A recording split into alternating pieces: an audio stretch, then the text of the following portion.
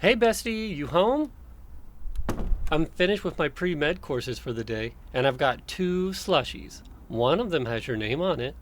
Figured we could turn on the TV and watch the newest season of that Netflix show you wanted to watch. I'm sorry? What was that? Your voice was muffled. Hey, so why are you face down on the couch? Not judging. I'm just curious. Yeah, I know who that is. Another friend of yours, right? Although, given some of the things you told me about them, I hesitate to call them that.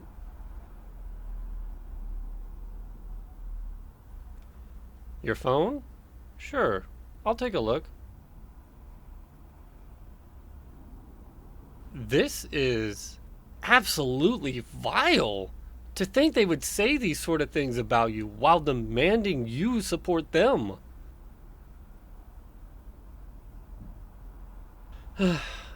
They say they're having a hard time. Do you know if what they've been saying is true?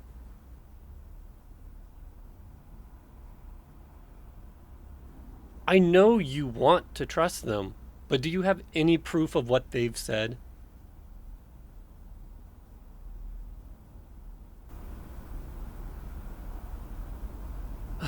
I see. Whether it's true or not, the worry won't go away. Well, I have my doubts, but I won't fight you on that.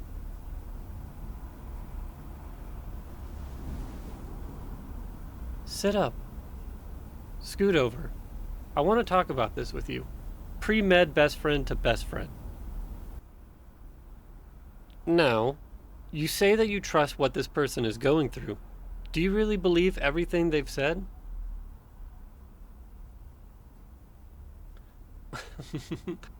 Good to see you haven't lost your common sense. Looking at these texts, I know some of these claims are absolute bullshit. Because I know you, and I know you aren't the type to hate someone just because you don't answer a few texts. Not to mention, I'm friends with a few of the other folks they mention. That's right. The bad things this person is saying don't line up with my experiences of those people.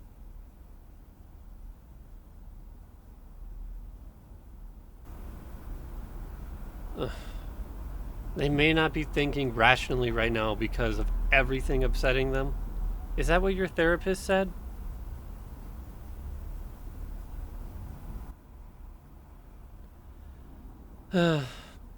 If they're telling the truth about being upset due to recent events, that is a possibility.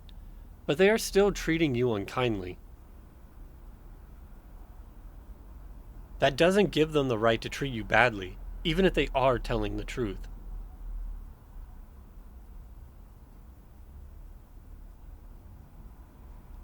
Yes, your therapist is right. In an emotional state, people struggle with regulating their emotions and thinking about how their actions affect others. That still doesn't mean they can drag everyone around them down. Did you forget I'm a pre med psych student? We've covered this topic before in my classes, so I know enough to recognize that your therapist has a point. You are my best friend, and when I see someone treat you like that, it makes me angry. No one deserves to be treated like that, but you especially. All the bullshit you've dealt with in life, you don't need someone else trying to guilt trip you into.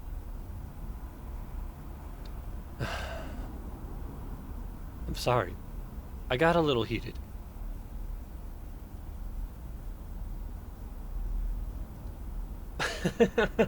I thought I was the one dealing with their bullshit. You are, of course, but I'm still angry about it as an outsider.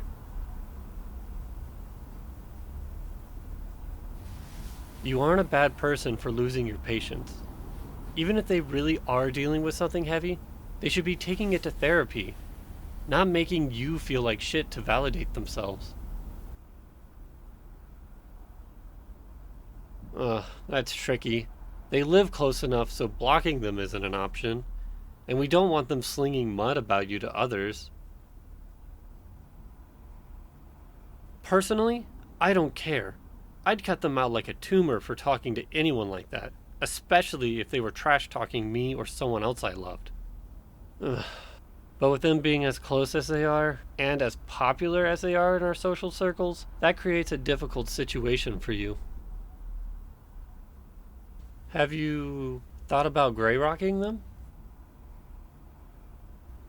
Gray rocking. It's a term. Well, it's not recognized by any major studies, but anecdotal evidence suggests it is useful for distancing yourself from an abuser or a narcissist.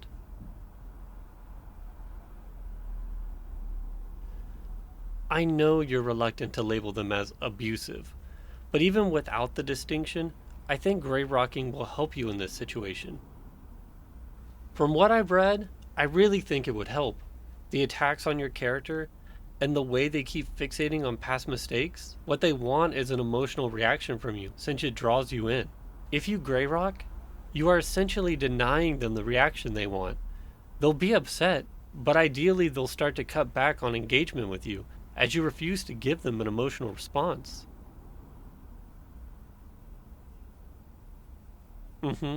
Just get comfy, and I'll walk you through the necessary steps. All cozy? Good. So, gray rocking.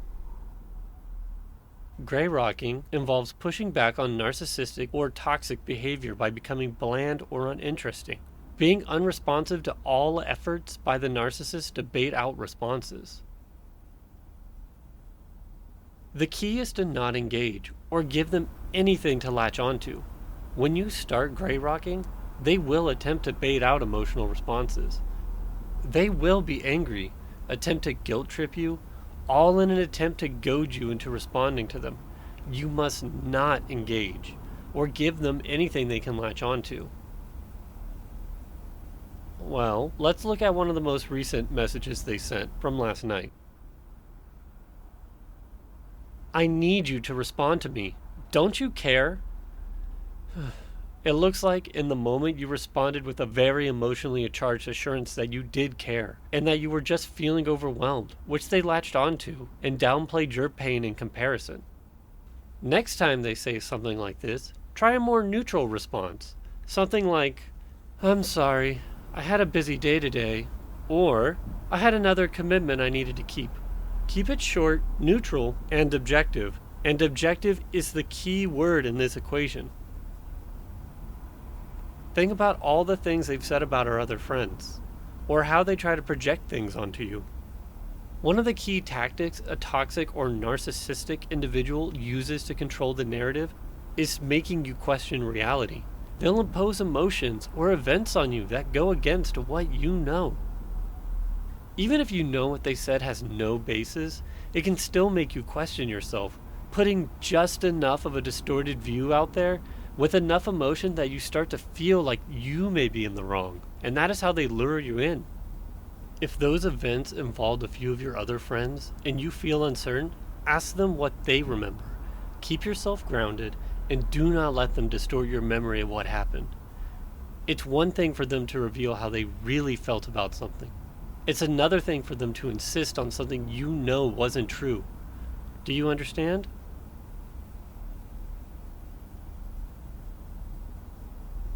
Good. Now, Bestie, I need you to promise me something, alright? Thank you. If this strategy doesn't work, and they continue to have a negative effect on your mental health, please cut them off. Shh. Let me finish. You don't have to cut them out forever, just for a little bit so you can recover. You can't let that person drag you down. That isn't fair to you. So if you need to cut them off, do so. If you want to reconnect, you can try, but make sure you have a plan to do so. Tell them that you care about them, but it cannot come at the cost of your mental health, and they cannot put you in an unfair position just because they feel awful.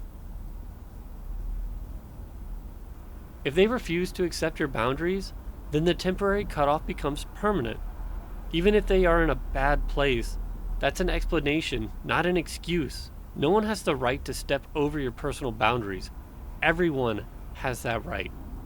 Promise me, you'll step away if you need to do so, okay? Thank you, my dear friend. I just can't stand seeing you suffer. The difference is, you aren't trying to drag me down or take advantage of my kindness. That's why I don't feel bad offering my help. You feel overwhelmed. You want help, and you know not to drag the people who care about you down.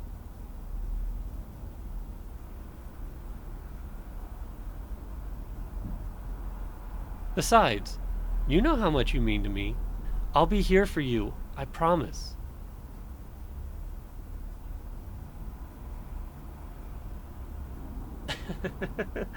If you say you're feeling better, I guess I'll believe you. So, want to melt your brain with some TV? Why don't you put on that show and I'll make us some popcorn? Don't let it get too far, otherwise, I'll keep asking questions, alright?